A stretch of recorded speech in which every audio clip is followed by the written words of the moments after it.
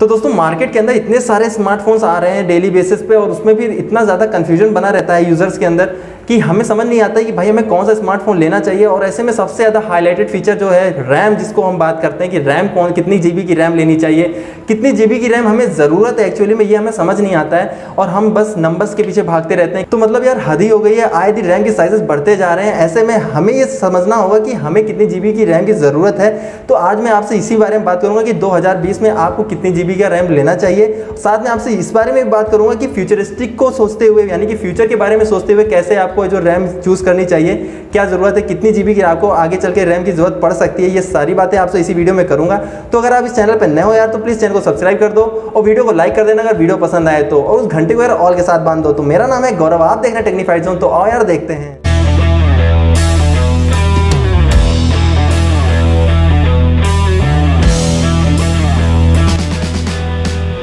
तो दोस्तों कितने जीबी की रैम हमारे स्मार्टफोन में होनी चाहिए, ये जानने से पहले हमें ये समझना होगा कि रैम होती क्या है और ये काम कैसे करती है। तो एकदम आसान भाषा में आपको समझाने की कोशिश करता हूँ। मान लो कि एक छोटा सा मंदिर है, उसके बाहर है जो 100 लोगों की लाइन लगी हुई है। अब उन 100 लोगों में यार कोई बहुत मोटा होगा, एकदम सांड जैसा है, कोई पतला है, तो हर टाइप के लोग होते हैं, तो लाइन लगी हुई है। और लेकिन उस मंदिर के अंदर से एक बार में सिर्फ 5 से ज़्यादा लोग एंट्री नहीं कर सकते, मतलब 5 लोग ही जा सकते हैं उसके अंदर दर्शन करने के लिए। तो ऐसे में क्या होगा, जब 5 लोग अंदर जाएंगे तो छठा है जो अंदर नहीं जा सकता। तो ऐसे में क्या होगा, जब कोई एक बाहर आएगा तभी छठा अंदर जा पाएगा। तो ये साइकिल चलता है, ठीक है। लेकिन अब मान लो कोई एक बहुत मोटा इंसान है जिसने ऑलरेडी 2 लोगों की जगह कवर कर ली है, वो अंदर चला गया, तो भाई उसके अब उस मंदिर के अंदर कितने लोग गए होंगे, सिर्फ 3 ही लोग जा सकते हैं ना, क्योंकि ऑलरेडी उसने जो 2 लोगों की जगह कवर कर ली है। तो अब ये समझ लो कि ये जो मंदिर की जो जगह है, जो स्पेस है, ये हमारी रैम है, और ये जो लोग खड़े हैं ना, ये हमारी एप्लीकेशंस है। तो कोई बहुत ज़्यादा हैवी एप्लीकेशंस है, तो कोई नॉर्मल एप्लीकेशन है। तो ये सब कुछ डिपेंड करता है आपकी रैम पर कि आप एक बार में कितनी ज़्यादा एप्लीकेशंस को अपने स्मार्टफोन पे रन कर सकते हो। तो भाई ये काम होता है रैम का हमारे फ़ोन में। तो अब मैं बात करता हूँ कि कितनी जीबी रैम की हमें आज के टाइम में ज़रूरत है।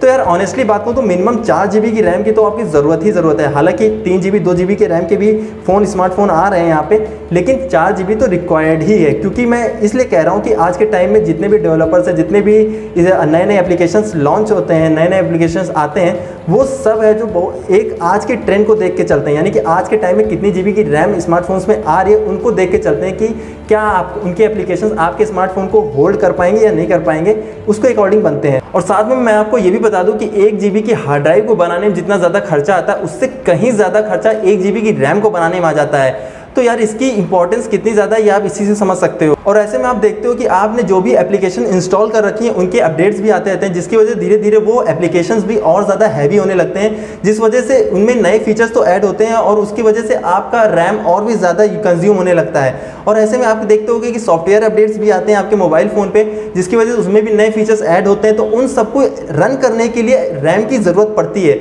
और जिस वजह से रैम और ज़्यादा कंज्यूम होने लगती है। तो धीरे धीरे करके आपके लिए रैम बहुत कम बचती है कि आप उस पर जो और सारे एप्लीकेशंस को रन कर सको। तो ये बेसिकली फंडा होता है कि एक रैम पे कितनी ज़्यादा है जो एप्लीकेशन रन हो सकती है। मेन काम यही रैम का होता है, मल्टीटास्किंग के लिए ही यूज़ होती है रैम। तो अगर आप 4 जीबी रैम वाला स्मार्टफोन लेते हो तो आपको उसमें सिर्फ 2 जीबी देखने को मिलेगी, जिसको आप यूज़ कर पाओगे। ऐसे में अगर आप पबजी जैसा गेम यूज़ करते हो, ओपन करते हो, तो उस टाइम पर क्या होगा कि 1 जीबी रैम तो आपका जो पबजी ही कंज्यूम कर लेगा, तो बचेगी सिर्फ आपके पास 1 जीबी। ऐसे में आप अगर व्हाट्सअप ओपन करते हो, फेसबुक ओपन करते हो, ट्विटर ओपन करते हो, तो मैं बता दूँ व्हाट्सअप भी है जो 200 से 250 MB यूज़ कर लेता है, ट्विटर भी है जो 300 से 400 MB यूज़ कर लेता है, फेसबुक तो भाई जो 700-800 MB यूज़ करता है, तो काफ़ी ज़्यादा यूज़ कर लेता है। तो ऐसे में आपके पास रैम बहुत कम पड़ जाएगी। आप है जो मात्र 3 या 4 ही एप्लीकेशन को यूज़ कर पाओगे अगर आप पबजी जैसे गेम को साथ में ओपन कर लेते हो। लेकिन फिर भी एक मल्टीटास्किंग, एक नॉर्मल यूज़ के लिए सही है, वो भी आज के टाइम से। तो अगर मैं आज के टाइम में अगर आप 4 जीबी रैम लेना चाह रहे हो तो भाई सफिशिएंट है, कोई प्रॉब्लम नहीं है। लेकिन अगर आप फ्यूचर को देख के सोच रहे हो कि मैं फ्यूचर में भी 3-4 साल इस फ़ोन को यूज़ करना चाहता हूँ, तो भाई आपके लिए 4 जीबी रैम सफिशिएंट नहीं होगी। क्योंकि आए दिन है जो कुछ ना कुछ अपडेट्स आते रहते हैं, आए दिन सॉफ्टवेयर में अपडेट्स आते हैं, एप्लीकेशन हैवी होने लगती हैं। तो इसको देखते हुए आपको कम से कम 6 जीबी रैम पे जाना चाहिए। अभी आप कहोगे मैंने 4 जीबी बोला था, अगर 4 जीबी मैंने इसलिए बोला है क्योंकि अगर आप प्रेजेंट में देख रहे हो, आज आपको यूज़ करना है, आप 1 साल तक यूज़ करना चाहते हो, कोई दिक्कत नहीं है, आप 4 जीबी रैम यूज़ करो, कोई प्रॉब्लम नहीं होगी। लेकिन आप सोच रहे हो कि मैं 3-4 साल तक यूज़ करता रहूँगा, तो भाई आप देख सकते हो टेक्नोलॉजी कितनी स्पीडली आगे बढ़ रही है। तो आए दिन कुछ ना कुछ नया आ रहा है। तो भाई ऐसे में आपके लिए ज़रूरी है कि आप कम से कम 6 GB या 8 GB के रैम पे स्विच करो। अगर आपके पास उतना बजट नहीं है तो आप 6 GB का रैम लो, वो सफिशियंट है, क्योंकि उसमें आपको कम से कम 3 GB खाली मिल जाती है, जिसमें आप बड़े प्यार से जो 1 GB रैम कंज्यूम करने वाला PUBG है जो उसे आप यूज़ कर पाओगे, 2 GB फिर भी खाली रहेगी, आप आराम से फेसबुक, ट्विटर, इंस्टा सब कुछ यूज़ कर पाओगे। मल्टीटास्किंग में कोई प्रॉब्लम नहीं होगी, रैम के अंदर ही आपका वो स्टोर रहेगा, कोई प्रॉब्लम नहीं होनी है। तो 6 GB तो सफिशियंट ही हो जाता है इस टाइम पे लेने के लिए। लेकिन अगर आप जो बजट उतना नहीं है, आप 4 GB रैम आप 1-2 साल के लिए चलाना चाहते हो तो 4 GB में आप स्विच कर सकते हो। अदरवाइज मैं रिकमेंड करूंगा कि आप कम से कम 6 GB रैम पे स्विच करो।